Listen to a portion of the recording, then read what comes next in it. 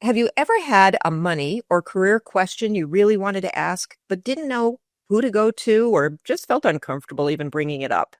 You're not alone. Talking about money can feel intimidating, even scary. And that's exactly what I'm trying to change. That's why I created a free virtual coffee chat, a casual, no pressure 20-minute conversation where you can bring one thing you're wrestling with and we'll talk it through. No judgment, no jargon, no sales pitch, just clarity, ease, and a real answer from someone who gets it. If you've got something on your mind, don't sit in the confusion. Book a spot at limitfreelife.com and let's sip and sort it out. Hey there, and welcome to Money and You. I'm Michelle Perkins, your host. My search for more fulfilling work led me to career and business coaching, where I stumbled upon a game-changing discovery. Money issues often start with our mindset and habits. You see, our relationship with money is the key to overcoming those frustrating financial obstacles. As an entrepreneur, coach, and problem solver, I'm passionate about helping you create a great relationship with money. Because, turns out, that's the foundation for a limit-free life. Each week on Money and You, I speak with amazing guests about all things money, mindset, practical tips, and everything in between. We're here to give you new insights, education, and empowerment so money can be one of your favorite relationships. So join us for some lively conversations and let's transform your financial life together. Hello, and welcome to another great episode of the Money and You Show. I'm Michelle Perkins, your host, and we are talking real estate today. I know people love this topic, and you are going to love our guest. He is so knowledgeable and seasoned and in all areas of real estate, and he teaches about real estate, and he has written a terrific new book called Build Real Estate Wealth. And I didn't say that quite well. Build Real Estate Wealth. There you go. His name is Joel Miller.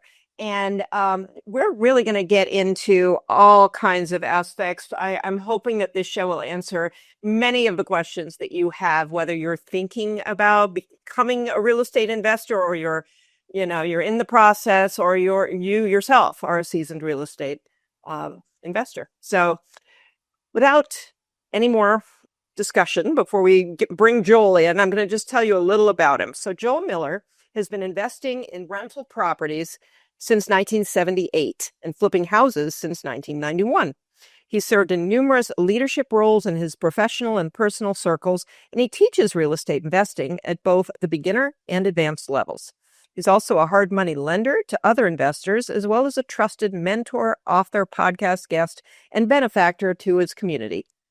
Before all this, Joel started out obtaining a BA in accounting. So Joel, welcome. Thanks, Michelle. Man, that's a lot to live up to. Did I really do all that? You did, and more. That was actually, I think, too short a bio for you, but we'll get into it, and people will learn a lot more about how savvy you are in this space. And I know you and I had a call before the show, and I was so impressed with how early you got into this and how you got into it. And I'd love for you to share a little of how you became the expert that you are. Well, first of all, I guess we should point out that although this book is in the real estate genre, build real estate wealth and enjoy the journey of rental property investing, the book actually covers more things than just that, which I think is how you and I connected for your show, because the beginning of the book deals a lot with mindset and getting education, before you even take your first steps. And then once I'm done teaching about how to buy and maintain property and tenants, we get into a lot of philosophical things in the book, like the relationship between riches and wealth and other best practices that apply not only to real estate investing, but to your life in general or any sort of business that you're in. So your listeners can be sure to probably find something that they can utilize here today, even though they don't necessarily want to learn all about real estate. We'll talk about other stuff than that. But just to answer your question, I like you, I don't know if your listeners know this. I know this. You have a degree in accounting as well, and have worked as a CPA. I actually. That's what my degree is in, but there are two things that happened to me in junior high school, actually, that really set me on the two main paths that I've been on in life. Number one, an investor built four unit apartment buildings right along my paper route at the edge of the subdivision. Of course, I got all those new tenants as customers on my paper route. But I have a distinct memory of it in about eighth grade, kind of sitting down in my bedroom and doing the math on what this whole rental property thing is all about, because we lived in the subdivision with our parents in homes that they owned, single family homes. And so these apartments that were kind of built at the edge they were the last lots that were purchased in the subdivision, and somebody put rentals up instead. That was a little different. Those people pay to live there, and somebody makes money on them doing that. So I remembered that, and I said, I want to do that someday, and I kind of put that in my back pocket. The other thing that happened was one of the older kids in the neighborhood built a pirate radio station in their basement with the flagpole in the backyard as the antenna. And pirate is illegal, unlicensed radio station, and very low power, of course. But I got to hang out there, and that's when I decided I wanted to be a disc jockey. So I did do radio production during high school. And when I went away to college, I made sure I went to a college that had a really good college radio station. Actually, I went to Grove City College. I'm in Erie, Pennsylvania, halfway between Cleveland and Buffalo. Grove City's between us and Pittsburgh to the south. Really good accounting department and really good radio station, AM and FM. And I got on the air there. I was only freshman on, and then I became program director sophomore year. And about halfway through college, then toward the end of sophomore year, I got called to come back and work at the big top 40 hour FM, radio station in our town as the weekend guy. So I finished college here in Erie, and but right about 6 weeks before I got out of college, that weekend job went full time. So I was finally able to take the calls from the kids at schools that one of the DJs at the station come out and do, sock ops or whatever, record ops in the gym. And that changed my life. Michelle, I went on and made $75, and quickly started charging more than that, and realized I could make more money in one night than I could make all week at the radio station on the air. And so I don't know if I've told you this, but I ended up leaving radio. I pioneered the mobile DJ business in this part of the country. So I was a mobile DJ for 35 years, 5,057 51 appearances, excuse me. You don't want to be wrong on that. But I retired from that in 2011. But not long after I did my first mobile DJ appearance, I did buy my first rental property in January of 1978.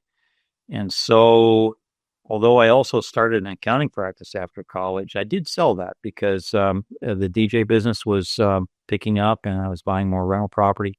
And so something had to give. And at that point, I started concentrating more on the DJ work and buying more rental property and so on. And that's one of the premises of my book, is that real estate does not have to be an either or thing. You can choose to add rental real estate to your life and not give up something else you're passionate about. I really wanted to be an entertainer, and I enjoyed doing that for all that time. And so a lot of people are involved with things that they're passionate about. It might be a great job or some sort of career or some real heavy hobby involvement or something like that. That they think, well, I can't invest in real estate, I don't have time or whatever. But this is the book that shows you how to do that, so that you can add to the income that you might have from your passion that you are involved in. It's not really providing you enough income, or maybe no retirement, because certainly real estate is for retirement as well, And so that is a good premise of the book. But it's not just for beginners. It's for people that are already established and are looking for some game-changing info that can kind of supercharge, what they've already got going on. So as I say, I embarked on the DJ career and the rentals, and in 1991 began flipping houses, before flip was a real estate term. When all the TV programs started using it, to flip this, flip that, whatever. And so we used to call it quick turn. properties, And then in 2018, I became a hard money lender, which is a private lender to other investors. And so it gives me a lot of pleasure to be involved in the equation for the journeys of other investors that are a little earlier on in their journey. And then in 2020, started during COVID when we're all sitting around can't go out. I started making notes, and it took me 4 years, but I wrote Build Real Estate Wealth, and it came out in October of 2024, and it's become a bestseller.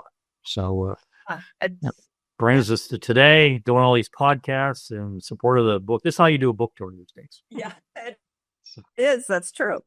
Well, I love that. And I loved your story. I love that you had a career that you were passionate about and also an alternative way to generate income that you were also interested in. But, I think in today's world, it feels like every show now we got a little bit of a theme of how much the world is changing. And so, what used to work needs to possibly be tweaked a little bit for the upcoming, decades ahead. So having, a second source of income, I think is more important now than it ever was. It was always a great thing. I mean, my father-in-law always told me from day one, you got to have real estate. He had commercial real estate and he had apartments and all kinds of things. And he was a dentist and he made a fine living as a dentist, but it was real estate that really. Yeah.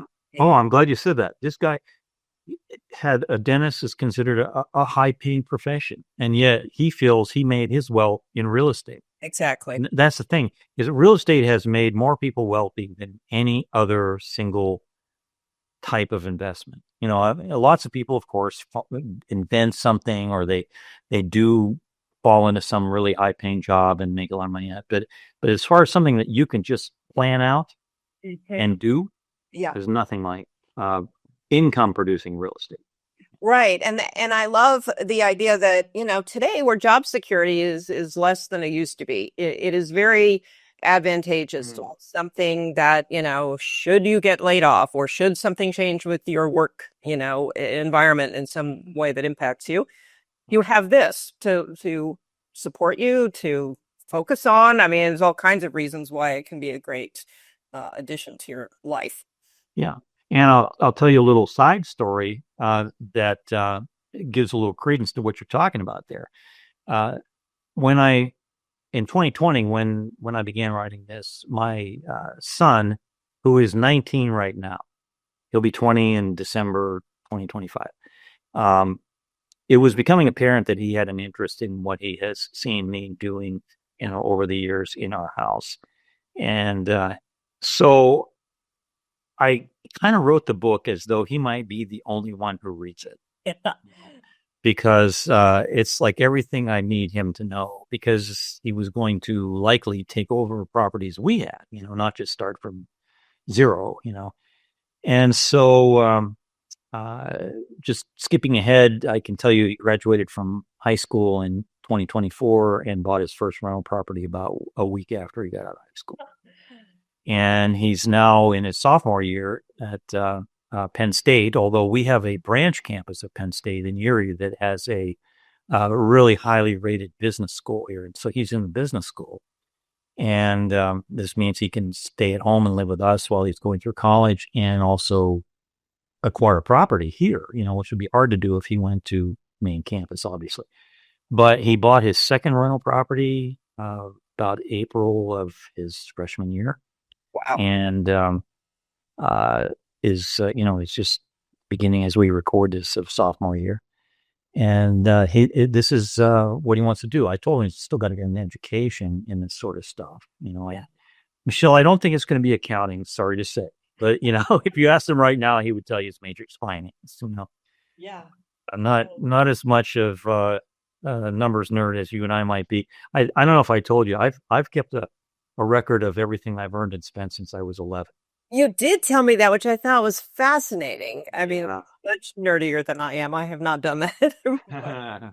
That's really. Oh, so I'm trying to instill what he needs to know regarding record keeping to run the rental properties and so on. But so he's already bought a nice car for himself. I mean, not that I recommend you run out and buy expensive things just because all of a sudden you can qualify for the payment, which I'm sure is a discussion for your podcast. You talk about stuff like that. But, with all these properties he's got, he had enough to get a nice car or used car, 2022 Mustang Turbo. Oh, yeah. Every 19-year-old But but he did it on his own using the cash flow statements from the rental properties. He found the car on his own. He had a Ford dealership in Kentucky. Went down there and got it on his own, drove it home, got the loan on his own based on his cash flow from his rental properties as a student without even having a job. Wow. Okay. Very interesting. Very interesting for anyone listening. And I'm sure. Okay. So let's do this. Let's, with him as an example, if you were to tell, a young person that they should do this and they looked at you and said, well, I can't, I don't have a job or whatever. What would you, what would you say to them? Well, first of all, in order to do anything like this, I think you agree, you have to develop discipline. You have to develop the discipline to, at any given time, be spending less than you make so that you are always putting money aside for not only your obligations, but also saving for the next thing that is hopefully not just another thing that depreciates after you buy it, but another thing that makes money. In other words, you gain wealth by acquiring assets that produce income, be they real estate, copyrights, patents, whatever. Those are some quick examples, So you have to develop the discipline and not commit yourself to things that are going to be beyond your means and put yourself in trouble. Now, selfishly, I was happy to see him get this because then he was off of my insurance policy. So, because when the insurance company thinks he's driving one of our cars, our insurance with a teenager is much higher. But believe it or not, his insurance on that newer model sports car is less than the upcharge for him to be on our policy with a plain old Camry that's older than that, So, but there's an advantage here. He's a college age person who we're happy to have living at home, and he certainly doesn't have the living expenses that many people obviously have if they're already on their own. And I realize there are other challenges that you have to maintain a home, that are beyond what a college student would have living at home. Yeah. Yeah, that's a great point. And that is an opportunity for kids if they have a way to save in certain areas. Yeah, but the key is okay, it's discipline. Like, okay, you live at home, you don't have these expenses, you do have this income from your properties. He did work over the summer at a job. I worked for one of the other landlords on their crew, W-2 job, learning stuff that I wasn't going to be able to teach him because we didn't have those sort of projects going on at the moment. Yeah. So he learned other things. And learning how to manage money, which I'm going to say, and you're probably going to agree with me, kind of starts with being able to keep track of it. As an accountant, that's really what we're helping people do is keep track of what they have earned and spent and make decisions based on the reports that generates. I'm going to just stop you there for a second because it's such a great point.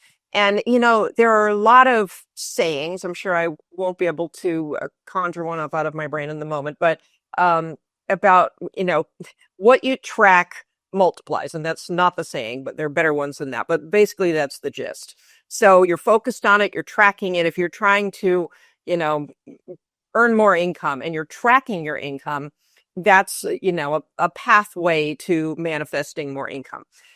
What I'm curious about is when people hear the word tracking, they think of budgeting. They think of boring historical data that we're just writing down and, for no reason. But there's a huge rationale for doing this. And it's not just accounting. It's, in many ways, it's looking toward the future at the opportunities that you can have as a result of what you know. So, I love that you bring that up because tracking is a bit of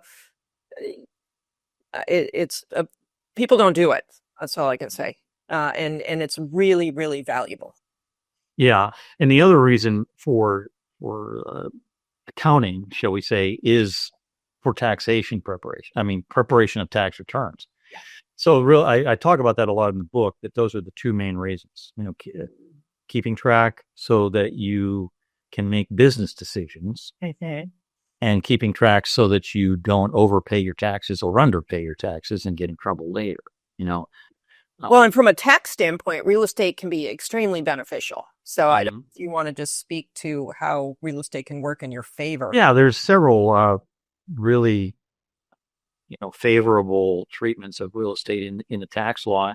And I will say that this is probably because so many members of Congress on both sides of the aisle for generations, so many of them actually are also landlords. They own real estate as well. So I think they've made sure to pass a lot of things that are favorable to rental property. But the most obvious thing everybody at least knows the word is depreciation, which is a write-off each year of the improvement part of a property that's shown. You can't depreciate the land, but it's an expense that you get to have without any cash outflow, to get that year. So you can perhaps even with utilizing the depreciation laws that allow you to accelerate depreciation, and those laws do change from time to time. But instead of writing off building on an even amount every year for 27 and a half years or whatever, you might be able to take a lot more depreciation in the early years, especially if you break out the equipment that's in the building and not depreciate that along with the building. You depreciate that on a faster schedule. So, having said that, I don't want to get too technical, but depreciation can perhaps even create a loss, even though you actually have a positive cash flow. Right. Won't last forever because eventually the depreciation will become so much smaller than it was at the beginning. And now you do have, more taxable income, even though you still have the same cash flow or maybe just a little bit more cash flow. Right. So yeah, depreciation. And another big thing is that income from rental real estate is considered passive income as opposed to income that would be taxed like your job, and that means that although the income from operating the rental property is included with your other taxable income, you are excluded, or that income is excluded from paying self-employment tax. Now self-employment tax, they might say, well, what the heck is that? If you only have ever had a W-2 job, you notice how there's a deduction for Social Security, FICA, I guess it's called. But what you may not know is that the employer is paying an equal amount. Well, let's say it's 7.5%. Like you're going to pay 7.5% of your paycheck, and the employer is going to pay 7.5%. So altogether, 15% is paid on that income. Well, if you're self-employed, you pay the whole 15%. Right. But if your income is, from rental property, you're going to pay the income tax, but you're not going to pay the self-employment tax. And then, as you probably know and can elaborate on, with the big beautiful bill, they've made permanent the 20% write-off off the top of income from businesses, before you're taxed. That's the section 1-something-9. And gosh, I wish I'd be a little better prepared to spit that out, but that's the safe harbor thing. And that just simply means, like, if you have a business of some sort, figure out what your net income is, take 20% of that, and don't pay tax on it. And so at first, they weren't sure that real estate was included in that because it's passive income. Okay. But it has been worked out that, yes, it's included. Once again, thanks to our lawmakers on both sides of the aisle who all own real estate. So uh, they, they did make it available to uh, rental property with a couple of caveats that are not hard to meet. First of all, you have to have like at least 250 hours of work done on those properties each year. And that doesn't all have to be done by you. Everything that all the hours by contractors that work for you are counted here too, And the other thing is, and get back to record keeping, you actually have to have a little log of the hours you spent, so, and just, you don't have to turn it in. You just keep it with your tax prep docs so that if you're ever audited and you're claiming the deduction, you can say, well, here's how I qualified by the hours. Here's my log from that year for doing that. I'm thinking that because you wrote the book in part for your son, that the book includes all these ideas of what to track and why. Yeah. There's a whole section in there about the tax implications of being in the real estate business. Yeah. Okay. I mean, it encompasses keeping track of your mileage on your car. I just went over this with him the other day.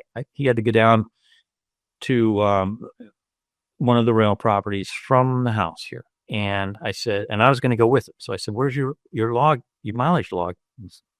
Um, I said, okay, let's have it be in the mileage, in the gas purchase book here, which, at least he's good at writing down when he buys gas, Yeah. But the government allows you a set amount per mile for business mileage. It changes every year, sometimes in the middle of the year.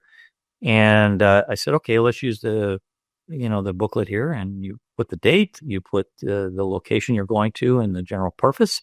And when you get back to the house here, look on your odometer there, or tripometer, and see how many miles down to the 10th of the mile, and write it in. Because here's the deal: your little LLC is going to be able to reimburse you for your business miles based on that cents per mile that the government gives. And it's an expense to your LLC, which of course is an expense to you. You're the only member of the LLC. Yeah. But it's not income to you personally. Mm-hmm. It's not like it's a wash. It's a deduction here, and it's not an income over here. It's just a deduction. Right. No income, Yeah. So, that's fantastic. Okay. So let's talk for a minute about just that. I mean, you did this right away. Your son did it right away. But there are a lot of people who have been waiting and, are no longer 19 or 20 and trying to, still that's been an idea that they've wanted to pursue but haven't done anything about it. I mean, for those folks, they're working, maybe they even have a family. What is the advice as far as how to put their mindset kind of in the right space to allow them to go forward? I know a lot of people are always waiting until I have this much in the bank. I'm waiting until, I'm not so busy at work. I mean, there's a lot. And suddenly, 20 years have gone by and you're still waiting. While you're waiting, what you should be doing is educate yourself. And I have it right in chapter 1. It's part of the title. It says, get some education. And the emphasis on the word some. You don't have to know everything before you take a step into real estate or retail or, some profession that you want, because we're talking a little more general here. You got to be careful about not getting caught up in the paralysis of analysis. But using real estate again as an example, you don't have to know everything about it before you buy your first property. But I recommend that you have some education. How do you get that some education? Read a book like mine.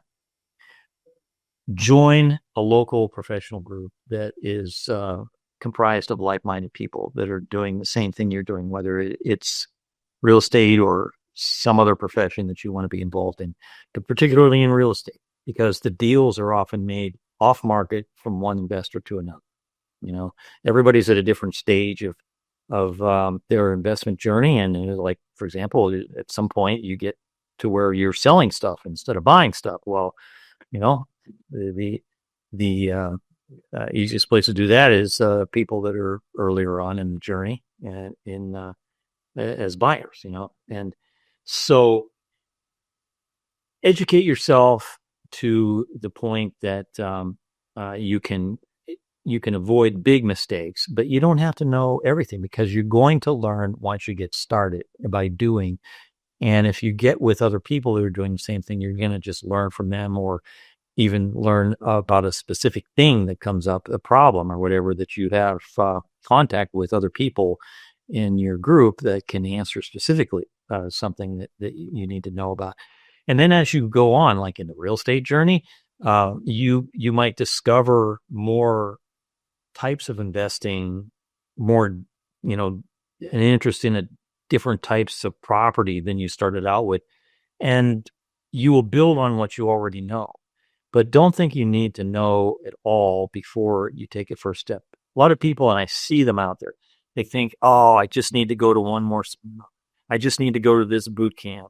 I just need to read this book. Hopefully it's my book, and then I'll be rich, and that's, and they never do anything.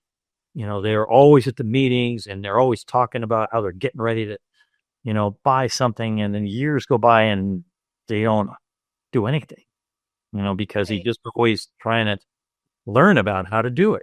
Meanwhile, people that started at the same time they did and just jumped in and bought something and asked questions when they didn't know, they're already second, third, fourth property. Yeah, it's a great point. And I think with anything, don't do it alone is one of the big messages, whether you're starting a business or you're buying real estate or, but even starting a family for that matter. I mean, like you say, educate yourself, talk to people. I think we get a lot of strength from being in groups where other people are doing this and talking about it and sharing their mistakes, because I think some of the reason that people put things off is just that fear of, what if I'm really mess this up and it, really hurts me. So there are a few things to wrestle with in your own mind about that may happen. I mean, I'm sure you haven't had, a home run with every single thing you've done to this point in real estate. It just doesn't seem like that would be possible. I lost money on a few houses that we flipped.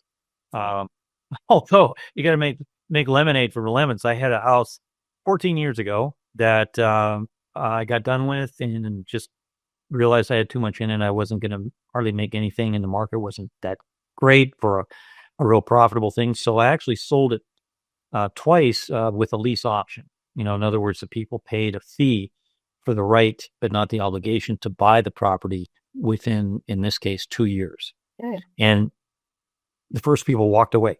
They had some come up and they gave up their lease option fee. The option expired. Second people, same thing. I just ended up somehow renting it out, regular rental after that. And in 14 years, I had 7 different families in there. When the last ones moved out this past June, it was time for an interior paint job. I did that basically thinking I was preparing it to rent it. And I got done. I said, hey, this place is never going to look any better than this. Market's good. I'm going to sell it. Yeah. So that was a 14-year flip. Made $102,000 on the sale. Not to mention probably about 70 or 80 or more, I didn't really calculate, in net rental income over those 14 years. Yeah. If I would have sold it 14 years ago, might have made 5 or 10,000. See, that's a great example. And it's also a great example of sort of pivoting idea-wise as you go. And I think that's important for people to understand. It's a little bit of a game where if things are changing, well, you change your strategy, And again, being around people who've had experiences like that and understand them, and without the experience, you don't know what the options are. I mean, that whole idea of the lease to buy option, that's not something that everybody would think of until they get a little more educated, as you say. Yeah, and then there are the people that are looking externally for reasons why they can't take their first step. Like there are some people, like we were talking about, that internally they feel they don't know enough. And then there are people that think, I know everything, but the market's terrible right now. Interest rates, the stock market, house price. You know what? I've been in this business almost 48 years. I've been through so many economic cycles. I will tell you that a good deal is a good deal. In any given market, there's a way to make deals. There are people that need to sell property and are going to sell it at less than what it's worth. And you might have to change your techniques of trying to acquire the property or, market for the property, whatever. But like you say, you pivot, you adjust, and you just keep going. Don't sit on the sidelines. When I got into this business, 1978, Jimmy Carter was president, struggling with inflation. Prime was 22.5%. It's what, 7 now, and when it was 3.25 for 4 or 5 years recently, that's not normal. Yeah. That's not normal. It's more normal now. Yeah. With what it is. So I was a tenant still for the first 5 years. I was a landlord. And so in 1983, when I bought my first personal residence, I was pleased to get 12.5% interest. It was great. Now eventually refied that to a lower interest rate as things went down, but point is that you shouldn't use too much of this economic conditions sort of argument to stay in the sidelines.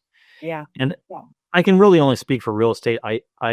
I do understand that there could certainly be certain areas of other businesses like retail or whatever the examples might be, who are very much more affected by economic cycles, and there could be bad reasons to go in at certain times. I get that, but as far as real estate, it's not going anywhere. They're not making any more land, as Will Rogers said, and everybody's got to have a place to live all the time. Yeah. So yeah, I agree. I think there's a tangible quality to real estate that makes it easier for people to understand. We all live one way or another, whether we're renting or owning, or we all, pretty much live in a home. And so it's something we understand. So I think that makes it a more engaging investment to some people. Sure. And now another thing about mindset, and this would apply not only to real estate, but you have to get rid of preconceptions that you have for entering a given industry. I think every industry has, or line of work, has certain preconceptions that go with it, either to the good or to the bad. But real estate, one extreme is, it's all bad tenants and broken toilets. And the other extreme is that, it's so easy money, it's all rainbows and unicorns. It's somewhere in between. So when you talk about mindset, it's discipline and understanding yourself and taking an assessment of your, not only your personal situation, but your financial situation. And it's becoming aware of preconceptions so that you understand what is a false preconception and what is the truth, but not, like I say, thinking you got to know everything before you take a step. Right. Yeah, thank you. That's great. And, there's also that mindset around debt, because there are a lot of people, this is going to typically require, acquiring some debt. And people do have a lot of fear around that. I mean, some people don't, but some people, they've been brought up that, stay out of debt. So you have to get over that a bit. Well, yeah, and that's a preconception that I think that it is. You're right. You have to get over it, because especially when it comes to real estate, which is something that is securing the debt, you now can start to delineate between good debt and bad debt. Bad debt is when you borrow money to go on vacation, or you borrow money to buy a depreciating asset that isn't going to make you any money. Unless you truly have the disposable income. Now, a car is a depreciable asset, but it makes you money because it gets you to your job, or it gets you to your properties or whatever. So that's, I get that. You're not going to sell cars at a profit, but for the most part. But on the other hand, real estate is something that isn't going anywhere, and it secures the loan. And assuming it's rental real estate, the tenants are actually giving you the money to make your payments. And when your payments are all done, they still have to pay rent, even though you don't have a mortgage anymore, Right. And so, you have to be prepared to use leverage. And if you come from a family that uh, the mindset is truly, absolutely, don't go into debt for anything, pay cash for well, you're going to have to change that thinking to get somewhere in real estate, because real estate does run on OPM, which stands for other people's money. And that's, using leverage. In other words, using other people's money to buy property that produces income and appreciates in value. That's leverage. That's how it's done in this business, which gets back to the importance of developing relationships with banks and being able to present your financial position to the bank. Which brings me to one of the chapters in my book, which is a whole chapter on preparing personal financial statements for lenders to increase your likelihood of getting your loan approved. I bring into that chapter stuff that you probably know from being an accountant, that it's kind of coming from that background, it combined with my own experience with applying for a lot of loans, mortgages, over the years, how to present the information uh, that is necessary for these underwriters in the banks that are 20s and 30 something people that just can't wait till 4 o'clock, that are checking boxes and making financial decisions about your future. You have to make it easy for them to understand, because they'll understand what you presented. It's more likely it's just going to be rejected. I mean, when you don't understand something, you fear it and you get away from it. Yeah. Beautifully put. I love that, and I love that that's in your book. I feel like that is, it's all the preparation, and you talked about discipline earlier. This informs you, in what areas do you really need to be disciplined, and how do you sort of put that on display for people? But you mentioned that discipline in relation to younger people, but it applies to everybody. I mean, Now, the earlier you start being disciplined, uh, the easier it's going to be, because it's going to be a habit, going forward, instead of being 30 something and say, you know, I should really start getting disciplined with my money and spend less than I make. And in order to figure out whether I'm doing that or not, I should probably keep track of a few things. right. That's tough, you Yeah. know? And 30 is still early. I mean, I see that in people in their 40s and 50s too, Mhm. living their lives. And, I mean, I've seen it in myself. I mean, discipline is a universally important habit Mm. to develop, as you said. Yeah. Like, Yeah, that's right. And, developing those relationships, not only with lenders, but I will go a little step further. Uh, in real estate, a lot of times you don't actually make uh, mortgage applications to just one bank at a time of your choosing. You may want to use a mortgage broker, and the mortgage broker is somebody that keeps track of what the appetites are for maybe 100 different banks or institutional lenders of some sort, so that when you go to the broker with your proposal for the particular property you want to buy and your um, description of your financial situation, not only will the broker help assemble that into a nice package, but they will know which lenders to approach, so that you're not wasting time. Like going to your favorite bank locally that you maybe got a couple of loans from before, not knowing that they have changed their appetite. Their board had a meeting, and all of a sudden they don't want a loan on small residential properties or something like that, because they've got enough of them in their portfolio right now.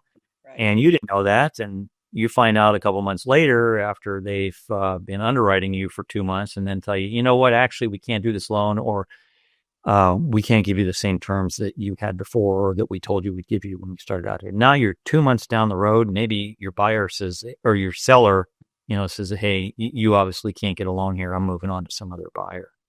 That is such a good point. And I've been through that multiple times with local banks. And I find that so interesting. I sort of thought maybe it was a fluke, but now that you're bringing it up, because there was no reason they couldn't have just told me this at the beginning and saved me all the time and effort. And along the way, they're sort of, I mean, I guess it's a customer service thing, but they're holding your hand in theory and telling you it's going to be okay. And, we just They need keep asking you for more and more stuff. Exactly. And at the end, you're just like, why didn't you just tell me at day 2 that this wasn't going to work out? So thank you for bringing that up. I find that mortgage brokers are I mean, you will pay them a little fee, but it's Yeah. Oh, yeah. I forgot to add. Yes, there's a small fee that you would pay, but it's well worth it's well worth it. Yeah. the expense.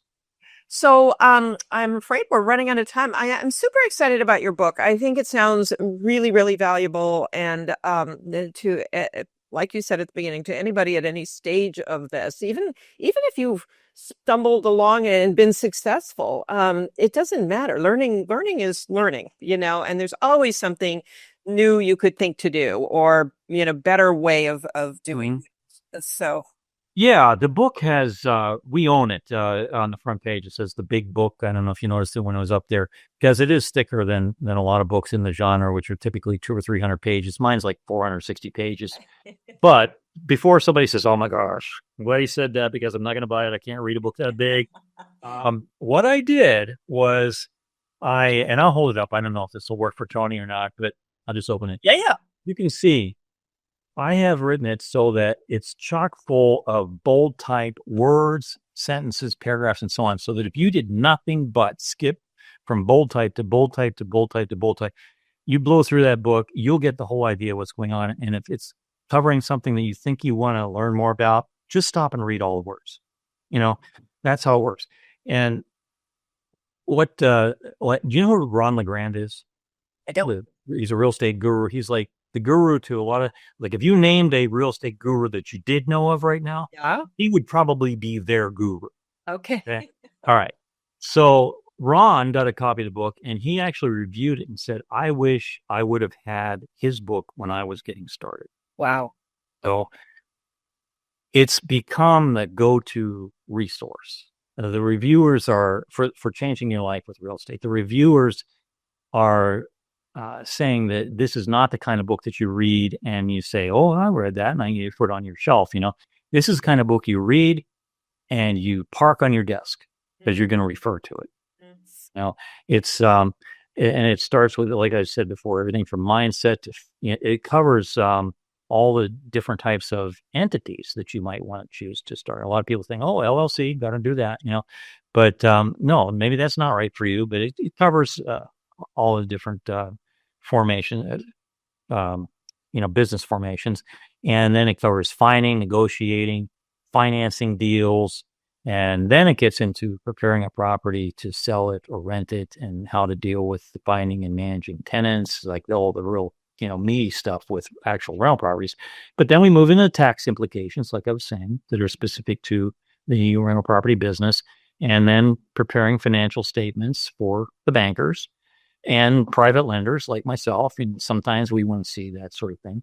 And then understanding the difference between riches and wealth. There's a difference, it's like the difference between knowledge and wisdom. Knowledge is you have the facts. Wisdom is you know how to apply the facts to do good. And with riches, that's having the money.